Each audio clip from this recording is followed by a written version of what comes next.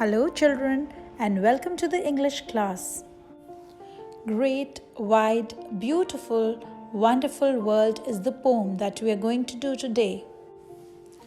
WB Rands is the poet for the poem. He was a well-known English writer who was born in Chelsea, London. He was the son of a shopkeeper and brought up in fairly modest circumstances.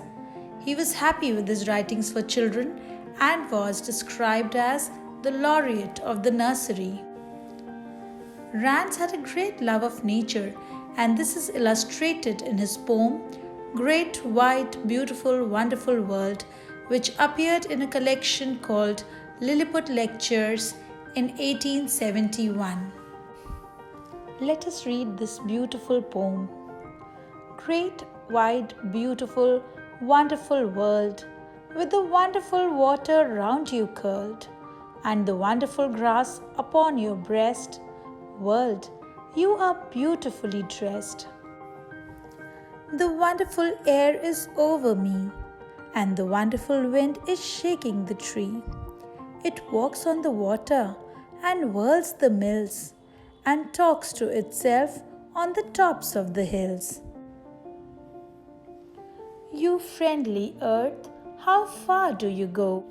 With the wheat fields that nod and the rivers that flow, with cities and gardens and cliffs and isles, and people upon you for thousands of miles. Ah, you are so great, and I am so small. I tremble to think of you, world, at all. And yet, when I said my prayers today, a whisper inside me seemed to say, you are more than the earth, though you are such a dot. You can love and think, and the earth cannot. The speaker in the poem is a little girl who says that the world is beautiful.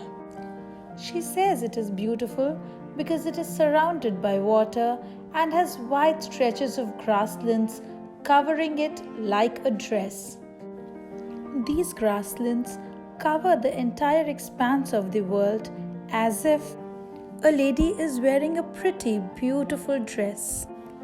She further says that the air is all around and over her, shaking trees in the wind, skimming over water, causing waves and ripples.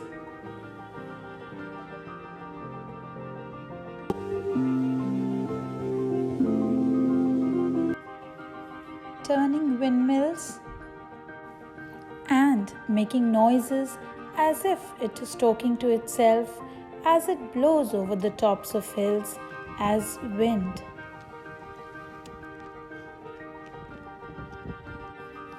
Beyond the world's natural beauty is its friendliness and kindness towards the wheat fields that sway gently in the breeze, and towards the rivers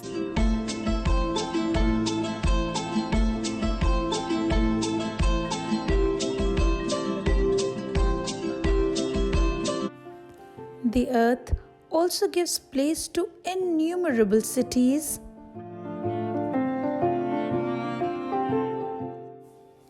beautiful gardens, cliffs, and the lovely, lovely islands.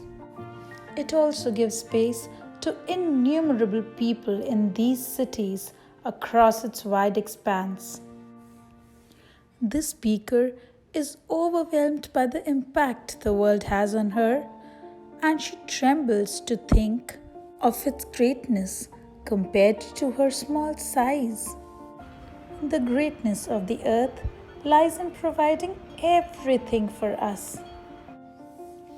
Though she feels tiny and insignificant in comparison to the earth, a voice inside her comforts her while she prays.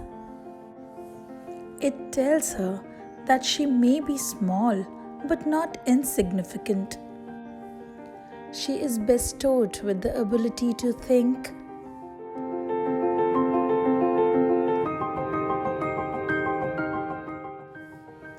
love.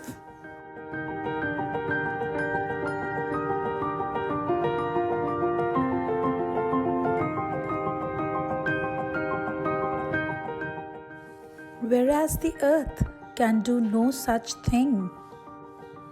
The voice inside her makes her realize her self-worth, and she feels more confident and responsible to use her gifts wisely like the world does.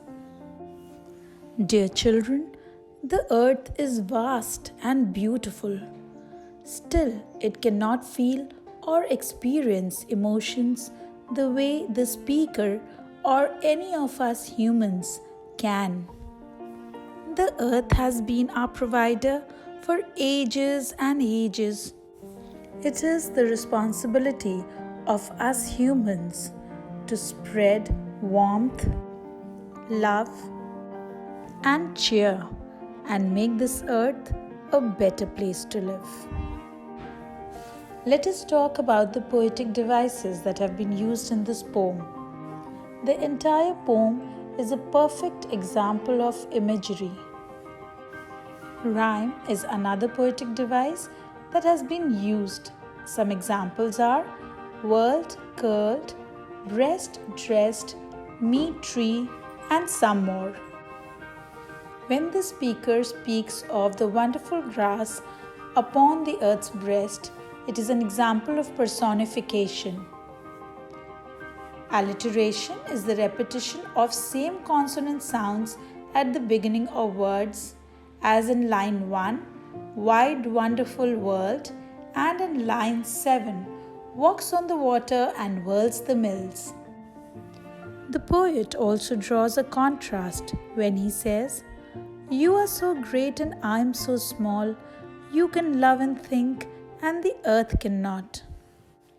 That brings us to the end of this poem. If you have any query, please feel free to ask me. Much love and peace from me to you. Thank you.